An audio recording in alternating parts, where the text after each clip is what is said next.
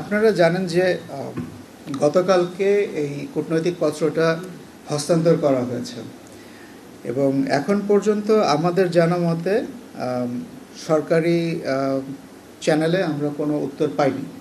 আপনি যেটার কথা বলেছেন এগুলা মিডিয়াতে এসেছে, স্পেকুলেটিভ।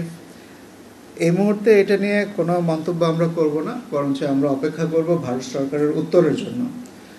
সেই উত্তরের উপর ভিত্তি করে বাংলাদেশ সরকারের পরবর্তী পদক্ষেপ নির্ধারিত হবে।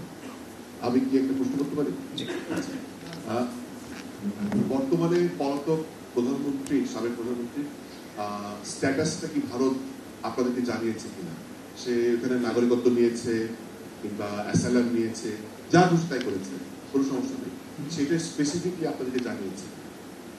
এই বিষয়ে বিগত দিনগুলোতে বিভিন্ন সময়ে গণমাধ্যম থেকে আমরা প্রশ্ন পেয়েছি এবং মাননীয় পররাষ্ট্র উপদেষ্টা এবং পররাষ্ট্র সচিব বিভিন্ন সময় এই প্রশ্নের উত্তর দিয়েছেন। এটা নিয়ে আমার এখানে কমেন্ট করার কোনো সুযোগ নেই।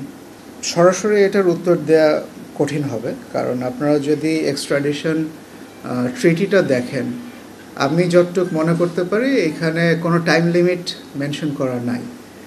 সুতরাং এটার উত্তর পাওয়ার জন্য ভারত সরকারের পক্ষ থেকে উত্তর আসার জন্য আমাদেরকে অপেক্ষা করতে হবে।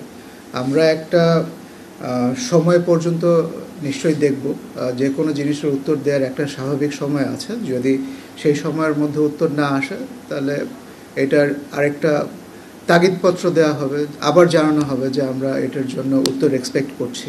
কিন্তু এখন যে পর্যায়ে এটা গতকালকে মাত্র দেওয়া হয়েছে, এর পরবর্তী পদক্ষেপ কী হবে এটা এখনই বলা মুশকিল হবে।